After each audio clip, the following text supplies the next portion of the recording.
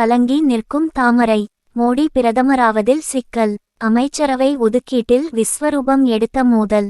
2024 லோக்சபா தேர்தலில் பாஜகவிற்கு தனி மெஜாரிட்டி கிடைக்காத நிலையில் பாஜக பெரிய துறைகளை நிதிஷ்குமார் மற்றும் சந்திரபாபு நாயுடுவிற்கு கொடுக்க மறுத்து வருகிறதாம்.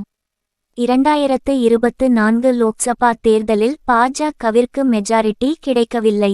240 இடங்களில் பாஜக வென்றுள்ளது. பாஜக ஆட்சி அமைக்க என்டிஏவில் உள்ள தெலுங்கு தேசம், ஐக்கிய ஜனதா தளம் ஆதரவு தேவை. இதுபோல லோக் ஜனதா கட்சி, ஷிண்டேவின் சிவசேனா கட்சி ஆகியோரின் ஆதரவும் தேவை. இவர்களின் ஆதரவு எல்லாம் இருந்தால்தான் பாஜக ஆட்சி அமைக்க முடியும். இனிமேல் இவர்கள் சொல்வதுதான் சட்டம் என்ற நிலைமை பாஜகவிற்கு ஏற்பட்டு உள்ளது.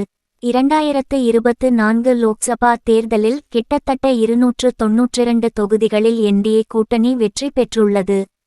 பாஜக தனியாக 240 இடங்களில் வெற்றி பெற்றுள்ளது.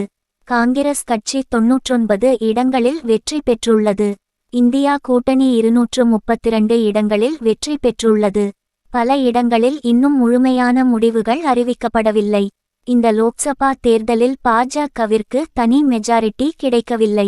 இதனால் சந்திரபாபு நாயுடு, நிதிஷ்குமார் ஆகியோரின் ஆதரவுடன் மட்டுமே பாஜக ஆட்சி அமைக்க முடியும். பாஜக ஆட்சி அமைக்க பீகாரில் உள்ள நிதிஷ்குமார் ஐக்கிய ஜனதா தளம் ஆதரவு தர வேண்டும். அவர்களிடம் 12 எம்பிக்கள் உள்ளனர். பாஜக ஆட்சி அமைக்க ஆந்திர பிரதேசத்தில் உள்ள சந்திரபாபு நாயுடுவின் தெலுங்கு தேசம் ஆதரவு தர வேண்டும். அவர்களிடம் 16 எம்பிக்கள் உள்ளனர். இவர்களின் ஆதரவு இன்றி பாஜக ஆட்சி அமைக்க முடியாது. சந்திரபாபு நாயுடு, நிதிஷ்குமார் ஆகியோர் பாஜக ஆட்சிக்கு ஆதரவு தருகிறோம், மோடி ஆட்சி அமைக்க ஆதரவு தருகிறோம் என்று கூறிவிட்டனர். ஆனால் நம்பிக்கை வாக்கெடுப்பு நாள் இன்னும் குறிக்கப்படவில்லை. இப்படிப்பட்ட நிலையில்தான் நிதிஷ் மற்றும் நாயுடு பாஜகவிடம் சில கோரிக்கைகளை வைத்துவிட்டாராம். அதில் உள்துறை மற்றும் பாதுகாப்பு துறையை நாயுடு கேட்டுள்ளார். அதோடு துணை பிரதமர் பதவி வேண்டும். மேலும் ரயில்வே அல்லது சாலை போக்குவரத்து துறையில் ஒன்று வேண்டும் என்று கேட்க எல்.ஜே.பி. பாஸ்வான் ஆலோசனை செய்துள்ளாராம்.